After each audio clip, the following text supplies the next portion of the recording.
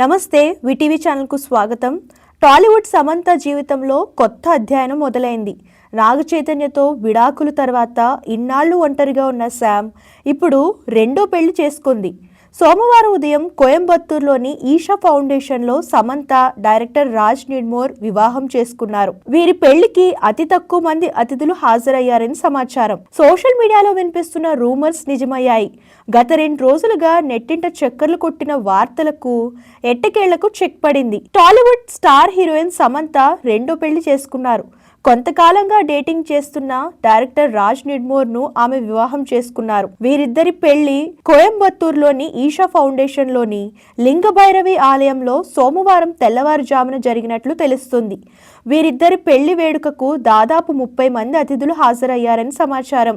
తన పెళ్లికి శామ్ ఎరుపు రంగు చీర ధరించినట్లు టాక్. గత 2 రోజులుగా సమంత, రాజ్ నిడ్మోరి పెళ్లి వార్తలు సోషల్ మీడియాలో చక్కర్లు కొడుతున్నాయి. ఈ క్రమంలోనే రాజ్ నిడ్మోరి మాజీ భార్య శ్యామిలి చేసిన ఇన్స్టాగ్రామ్ పోస్ట్ సైతం ఈ వార్తలకు బలం చేకూరుస్తుంది.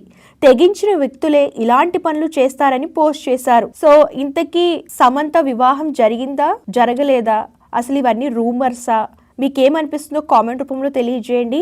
ఇలాంటి లేటెస్ట్ న్యూస్ కోసం మన ఛానల్ సబ్స్క్రైబ్ చేయడం మర్చిపోకండి. హాయ్ అండి, this is actor Suman. So వీటీవీని లైక్ చేయండి, షేర్ చేయండి, సబ్స్క్రైబ్ చేయండి. Hi hello, I'm Sasirekha, miss India.